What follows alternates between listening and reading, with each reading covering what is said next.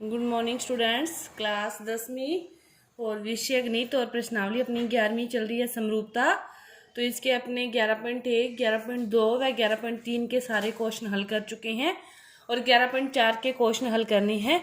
तो देखो 11.4 का जो पहला क्वेश्चन है क्या दे रखा है कि निम्न के उत्तर सत्य असत्य में आपको देने हैं और रीजन बताना है, हल करना है।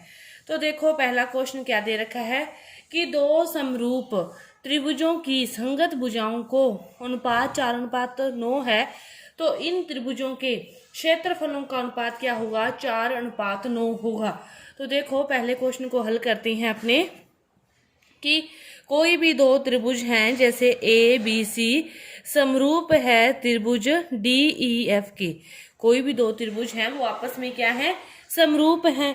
तो समरूप होते हैं तो क्या होता है, जो उनके क्षेत्रफलों का अनुपात होता है, त्रिभुज ए बी सी समरूप है त्रिभुज डी ई एफ के, तो इसके क्षेत्रफलों का अनुपात क्या होता है?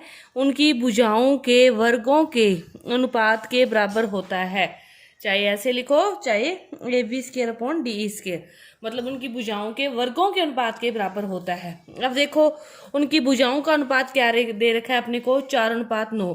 तो मान लो अपने वो फिर त्रिभुजों का क्षेत्रफल है, तो त्रिभुज एक का क्षेत्रफल अनुपात में त्रिभुज दो का क्षेत्रफल इक्वल टू अपने को भुजाओं का अनुपात क्या दे रखा है? 4:9। इसका क्या कर दिया? स्क्वायर कर दिया।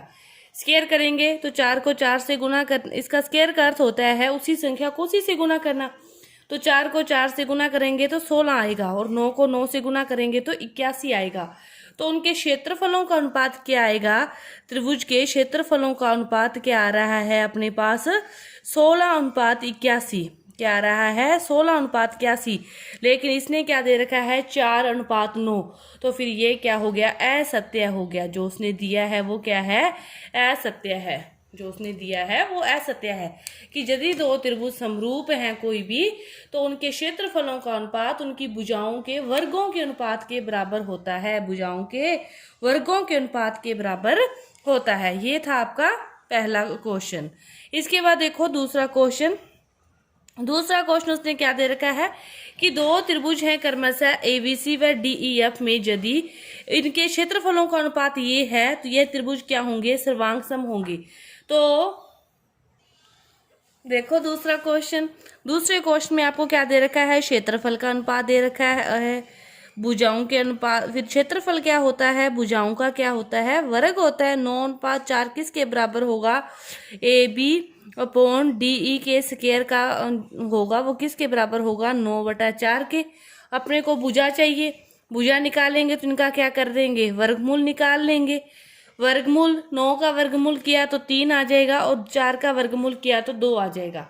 तो अपने हैं जो ए बी और डी ई का जो अनुपात आया वो क्या आया?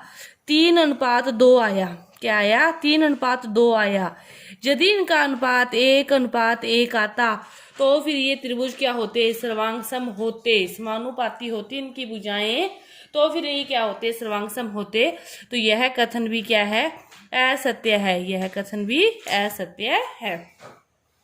इसके बाद देखो तीसरा क्वेश्चन कि दो समरूप त्रिभुजों के क्षेत्रफलों का अनुपात उनकी भुजाओं के वर्गों के समानुपाती होता है।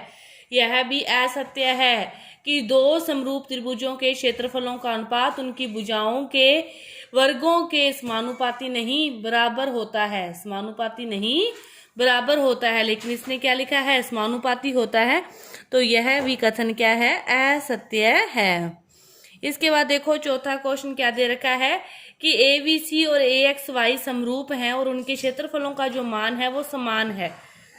तो अपने को बताना है कि जो एक्स वाई और बी सी है वो क्या है? समपाती भुजाएं हैं। अब देखो इस क्वेश्चन को हल करते हैं। अपने चौथे क्वेश्चन को अपने को क्या दे रखा है चौथे क्वेश्चन को हल करने के लिए कि जो आपके पास त्रिभुज हैं क्या है? ए बी सी।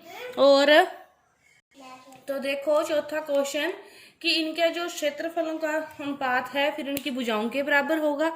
अब देखो इसने क्या कहा है? यदि इनके क्षेत्रफल समान है, अब भुजाओं का कोई भी जोड़ा ले सकते हैं। ए बी का ए एक्स होगा, बी सी के साथ कौन सा आ जाएगा? बी सी के साथ कौन सा आ जाएगा? एक्स वाई का स्क्वायर आ जाएगा। और ए सी के साथ क्या आ जाएगा? ए वाई। ए सी के साथ क्या आ जाएगा? ए वाई का स्क्वायर आ जाएगा। तो इसने क्या कहा, इसके क्षेत्रफल क्या है, समान है। समान है तो यदि इसका 1 है तो इसका भी कितना होगा, 1 मान लो। बाकी सारी क्या आ जाएंगी, भुजाएं B C upon X Y equal to A C upon A Y. फिर इसने क्या कहा है, जो एक्स वाई है और बी सी है ये क्या है, संपाती है। तो एक्स वाई और बी सी को ले लो, इस क्षेत्रफल के बराबर रख दे।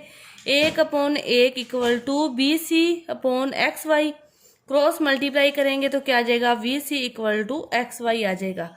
यदि इसका स्केयर लोगे, स्केयर ले लिया तो फिर यहाँ पे भी क्या आ जाएगा, स्केयर आ जाएगा। फिर बाद में दोनों का स्केयर हटके कैंसिल हो जाएगा तो भी फिर ये क्या आ जाएंगे, बराबर आ जाएंगे। ये क्या आ जाएंगी, समानुपाती हैं, समपाती भुजाएं हैं। तो इस प्रकार ये आपके पहले के जो 4 क्वेश्चन थे पहले पार्ट के सत्य असत्य वाले तो पूरे हुए। तो इसका सत्य कौन सा है, अकेला यही क्या है, एक सत्य है।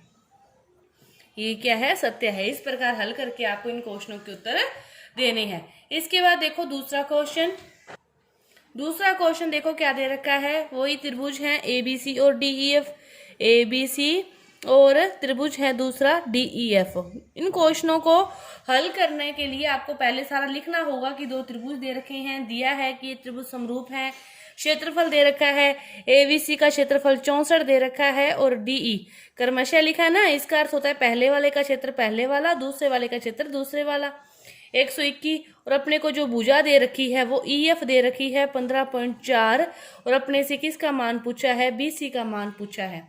तो कैसे ज्ञात करेंगे BC का मान, वही बात है कि इनका जो क्षेत्रफलों का अनुपात होता है भुजाओं के वर्गों के अनुपात के बराबर होता है, भुजाओं के वर्गों के अनुपात के बराबर होता है। ये इसके क्षेत्रफल है, भुजाओं के वर्गों का अनुपात है। एक भुजा दी है उसका वर्ग कर लेंगे, दूसरे का मान निकालना है। अब BC को इधर ले जाएं, BC का तो मान निकालना है। BC इधर चला गया, इधर पहले ही क्या पड़ा है 15.4 का स्क्वायर, 64 कहाँ आ जाएगा नीचे, 121 कहाँ आ जाएगा ऊपर, 121 ऊपर।